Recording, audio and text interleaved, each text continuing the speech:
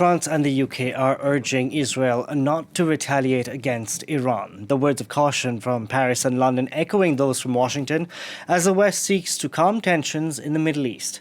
This following Iran's counterattack late Saturday. Tehran launched hundreds of missiles and attack drones towards Israel, but virtually all were intercepted.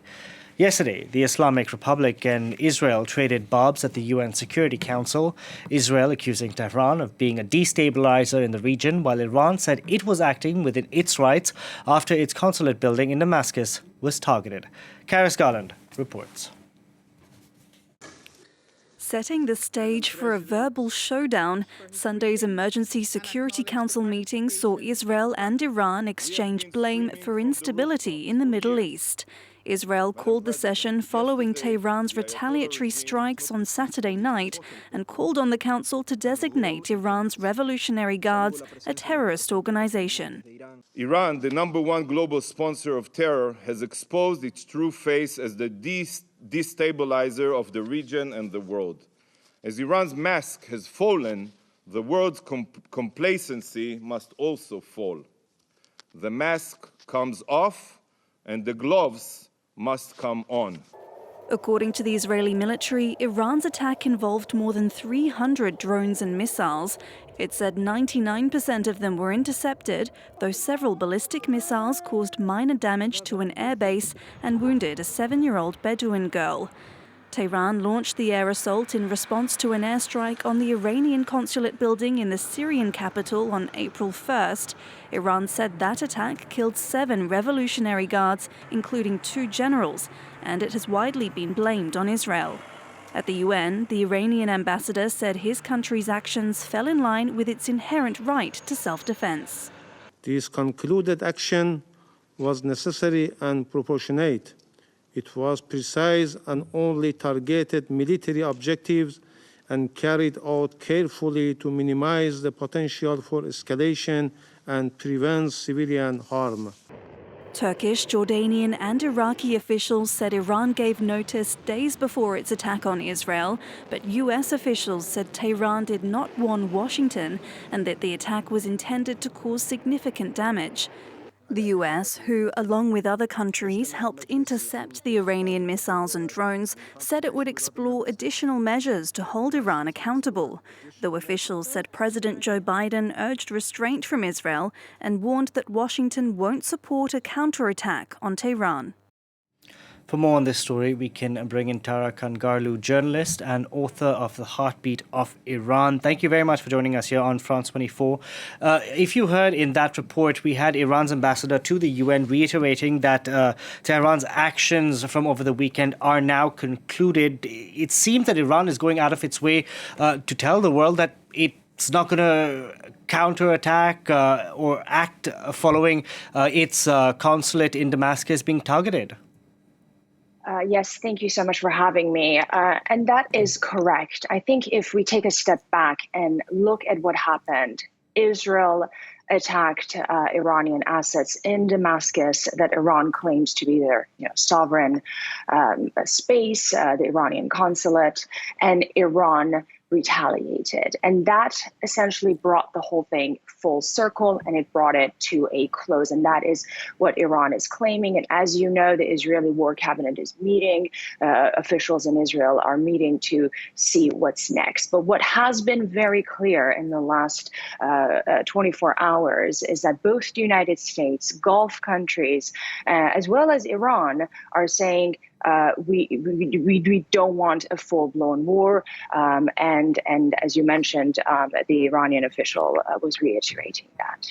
Now, Israel has targeted Iranian military advisors, Quds Force commanders in Syria this year. Why do you think Tehran acted only now? That's a very interesting question. Again, let's bring your viewers on sort of to give context. This happened on April 1st. Something else also happened on April 1st, and that was the Israeli attack, again, this sort of what they call an accidental attack on the aid workers, World Kitchen aid workers. And Iran took 13 days to respond. And that tells us something, that Iran wanted to be calculated. They wanted to make sure that they mitigate any possibility of, again, a full-fledged war. And also, this comes at a time that reports are confirming that Iran has had some sort of a communication with the Americans and sort of others in the region to say, this is what we're going to do. This is our plan. We want to make sure that there are no casualties. And of course, the little girl has been injured, one sort of victim. But Iran put a lot of thought into this, according to them, and the fact that this took 13 days. There are reports that Iran was dealing with Turkey to get messages across to the United States that it, in fact, would be responding, and the response they gave essentially enough notice.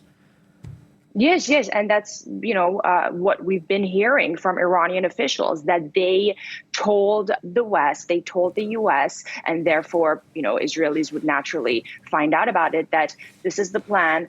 We want to make sure that there are no casualties. The damage is contained. And this was communicated. And again, that emphasizes that they are not interested in a full-blown conflict. Let me ask you something. Will hardliners in Iran be happy even though pretty much all the 300 so drones and missiles were struck down? Will they be satisfied regardless?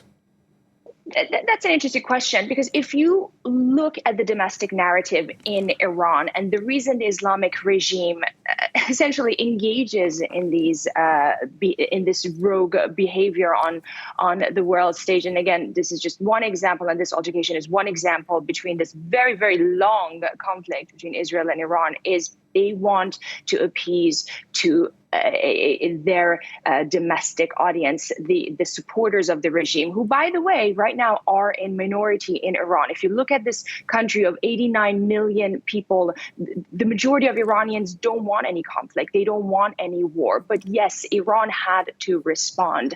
They couldn't just sit back and essentially accept their consulate to be under fire and have their diplomats be killed. So yes, they had to respond, and the hardliners in Iran, as we've seen on the streets of Tehran, look at this as a win. But I also want your viewers to make a distinction between the average Iranian, ordinary Iranians on the streets, who once again are filled with anxiety and stress over a potential war. And every time we talk about regional conflict, we have to talk about the domestic challenges that everyday folks in Iran are facing.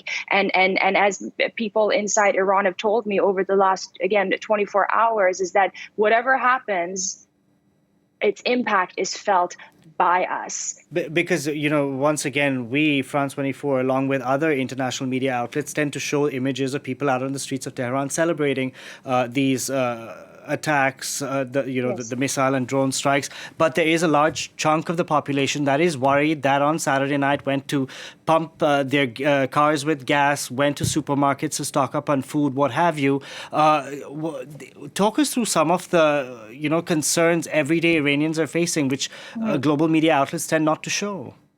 Absolutely. I mean, the images that we see on the screens are a small fraction of the Iranian society. The pro-regime loyalists, those are the backbone of the supporters of the Islamic regime, and they are not the majority of ordinary Iranian people who truly are fed up and disillusioned in their regime, but also disillusioned with world power. They know that the West doesn't care about their interests, and nor does their government. So what we see on the screens are not the majority of the Iranian public who are concerned for making ends meet. I can't believe that every time we keep saying this, that the Iranian economy is at a brink, it's a broken economy, but it just gets worse. It keeps getting worse. And in the last 24 hours, the value of rial plummeted, and the Iranian people want none of that. As they say in Farsi, the smoke keeps coming back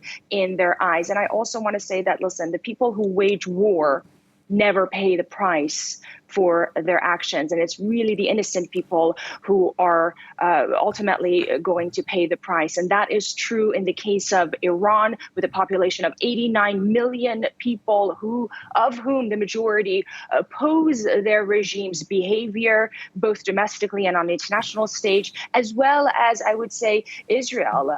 What we're seeing inside Israel is that ordinary Israelis also don't want confrontation with, within the region. There's no single person in the Middle East that you talk to who wants another full-scale war. And that is absolutely true for the ordinary Iranian. Tara Kangarlou, we're going to have to leave it at that. Thank you very much for joining us on the program today. Thank you for having me.